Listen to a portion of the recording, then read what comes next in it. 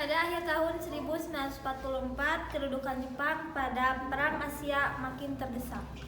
Dalam menyikapi kondisi seperti itu, pada 9 September Perdana Menteri Jepang Koiso mengeluarkan janji kemerdekaan pada bangsa Indonesia. Konnichiwa bangsa Indonesia, saya Jenderal Koiso akan menjanjikan kemerdekaan kepada kalian semua secepatnya. Dikeluarkannya janji tersebut, Letnan Jenderal Fumikichi Harada membentuk BPUPKI Dokuritsu Junbi Kosake. Konnichiwa bangsa Indonesia, untuk memenuhi Jenderal Kaiso, saya akan membentuk Dokuritsu Junbi Kosake. Arigato gozaimasu. Pada tanggal 29 April 1945, BPUPKI terbentuk yang diketuai oleh Dr. Rajiman Widyodiningrat dan wakilnya Ichiban Ase dan Suroso. Tanggal 29 Mei diadakan sidang yang pertama sekali atas usulan Dr. Rajiman Widyodiningrat untuk membahas dasar negara.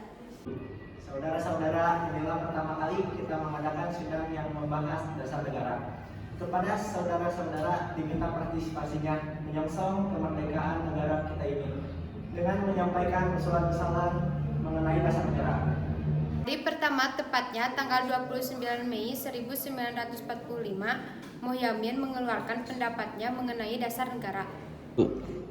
Baiklah, saudara-saudara sekalian, saya selaku anggota perumusan dasar negara, saya akan menyampaikan 5 asas negara dasar negara, meliputi 1. Peri kebangsaan, 2. Peri kemanusiaan, 3. Peri ketuhanan, 4. Peri kerakyatan, dan 5. Peri kesejahteraan rakyat. Hari kedua, tepatnya tanggal 31 Mei 1945, Profesor Dr. Sopomo membuat rumusan.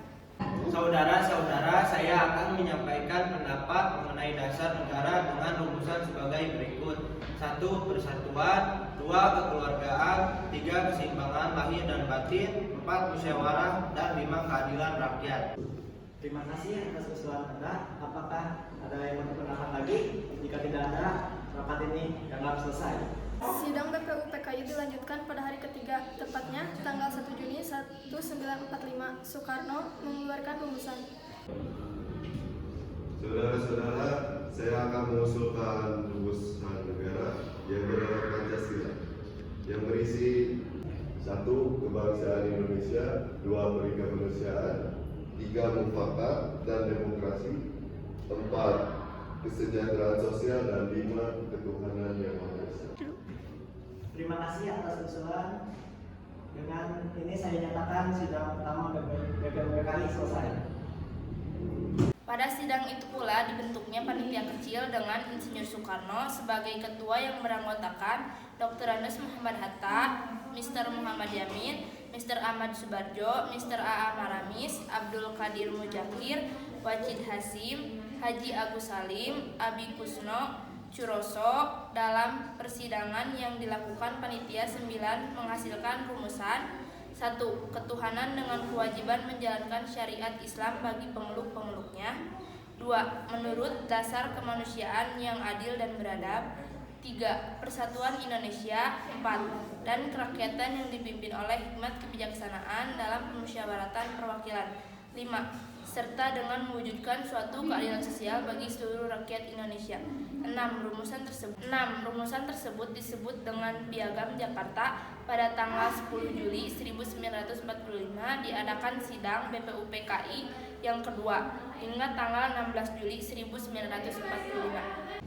Jadi kesimpulan sidang kali ini adalah bentuk negara Indonesia adalah republik dan wilayah Indonesia, yakni seluruh wilayah kepulauan Indonesia. Selanjutnya saya persilakan kepada perwakilan dari panitia perancang undang-undang dasar untuk melaporkan hasil sidangnya. Terima kasih, saya akan membacakan hasil sidang yang telah kami lakukan.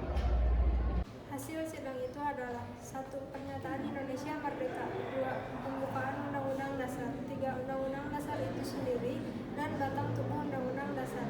Dengan keberhasilan dari panitia perancang undang-undang menyusun rancangan Undang-Undang Dasar, maka tugas BPUPKI dinyatakan selesai dan dibubarkan. Pada tanggal 6 Agustus 1945, Hiroshima dibom atom oleh Amerika Serikat. Keadaan itu mendorong Jepang membentuk Dokuritsu Jombi Inkai atau PPKI. Tepatnya tanggal 7 Agustus 1945 dengan anggota berjumlah 21 orang. Tanggal 9 Agustus 1945, kota Nagasaki dibom atom oleh Amerika. Oleh karena itu, Jenderal Besar Tsuruichi, Panglima Tentara Umum Selatan, memanggil Insinyur Soekarno, Dr. Andes Muhammad Hatta, dan Dr. Rajiman Widyodiningrat agar datang ke markas di Datlat, Vietnam untuk melakukan pertemuan tanggal 12 Agustus 1945. Saya berjanji akan memberikan kemerdekaan kepada Indonesia, tapi kemerdekaan itu diumumkan setelah segala persiapan selesai. Jadi untuk melaksanakan kemerdekaan itu dibentuklah PPKI. Pelaksanaan kemerdekaan segera dilakukan setelah persiapan selesai dan berangsur-angsur. Dari Pulau Jawa baru disusul pulau lainnya. Wilayah Indonesia akan meliputi seluruh bekas wilayah Hindia Belanda. Pada tanggal 18 Agustus 1945, PPKI mengadakan sidang dan menghasilkan kesepakatan tentang presiden dan wakil presiden pertama di Indonesia. Dengan ini kita sepakat bahwa Insinyur Soekarno menjadi presiden pertama di Indonesia dan Muhammad Hatta menjadi wakil presiden untuk membantu tugas-tugasnya. Itulah gambaran suasana sidang BPUPKI dan PPKI. Kesimpulan, pembentukan BPUPKI dan PPKI. Terbentuknya BPUPKI karena adanya desakan para pemimpin pergerakan kemerdekaan Indonesia dan juga karena Jepang yang semakin terdesak oleh kekuatan sekutu.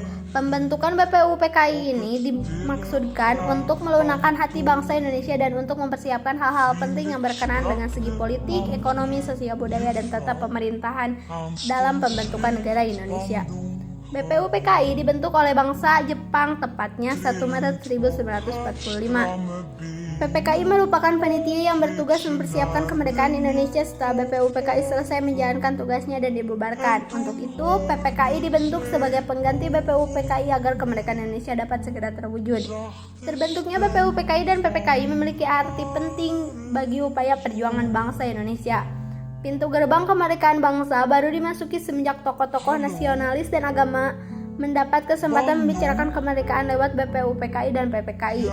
Lahirnya BPUPKI dan PPKI telah mematangkan bangsa untuk membentuk negara yang baru yang akan mengatur sendiri kehidupan berbangsa dan bernegara oleh masyarakat sehingga syarat negara dapat terwujud mulai dari wilayah, penduduk, pemerintah, undang-undang dasar, dan pengakuan internasional. Hasil sidang BPUPKI dan PPKI. Sidang pertama 29 Mei sampai 1 Juni 1945. Sidang pertama membahas tentang dasar negara yang diajukan oleh 3 tokoh nasional yaitu Mr. Muhammad Yamin, Profesor Dr. Supomo, dan Insinyur Soekarno. Kemudian ketiga usulan tokoh tersebut ditampung dan didiskusikan oleh Panitia 9 yang telah dibentuk. Dalam persidangan, Panitia 9 berhasil menyusun suatu rancangan undang-undang yang disebut dengan Piagam Jakarta. Keputusan itu diterima secara bulat dan sepakat untuk dimatangkan dalam sidang kedua BPUPKI. Sidang kedua 10 Juli sampai 16 Juli 1945. Sidang kedua BPUPKI membentuk panitia perancang Undang-Undang Dasar yang diketahui oleh Insinyur Soekarno. Panitia perancang undang-undang menyetujui pembukaan yang diambil dari Piagam Jakarta. Kemudian dibentuk panitia kecil perancang undang-undang yang bertugas menyempurnakan dan menyusun kembali rancangan undang-undang yang telah disepakati. Insinyur Soekarno selaku ketua panitia melaporkan hasil kerja panitia yang terdiri dari 3 hal. 1. Pernyataan Indonesia Merdeka. 2. Pembukaan Undang-Undang Dasar. 3. Batang tubuh Undang-Undang Dasar. Sidang PPKI pada tanggal 18 Agustus 1945, pembukaan beserta batang tubuh Undang-Undang Dasar 1945 disahkan oleh PPKI. Rumusan Pancasila yang otentik terdapat dalam pembukaan Undang-Undang Dasar 1945 yang disahkan Panitia Persiapan Kemerdekaan pada tanggal 18 Agustus 1945 yang disebut Pancasila dan berbunyi: 1. Ketuhanan yang Maha Esa. 2. Kemanusiaan yang adil dan beradab. 3. Persatuan Indonesia. 4. Kerakyatan yang dipimpin oleh hikmat kebijaksanaan dalam permusyawaratan perwakilan. 5. Keadilan sosial bagi seluruh rakyat Indonesia. Keputusan sidang yang berlaku sampai sekarang. 1. Dasar negara yang masih tetap digunakan yaitu Pancasila, sumber dari segala sumber hukum Indonesia. 2. Undang-Undang Dasar yang masih digunakan sebagai dasar hukum NKRI. 3. Presiden dan Wakil Presiden, sistem yang masih digunakan hingga sekarang. Meski sekarang ada aturan bahwa masa kepemimpinan presiden ada 5 tahun dan dapat dipilih 1 kali untuk 1 periode. Makna sidang sampai sekarang berupa sikap yang dapat dicontoh diantaranya: 1. Saling kerjasama. 2. Melakukan musyawarah mufakat untuk menyelesaikan masalah. 3. Selalu menepati janji. 4. Sifat nasionalisme yang tinggi. 5. Rela berkorban untuk bangsa dan negara. 6. Menerima pendapat orang lain.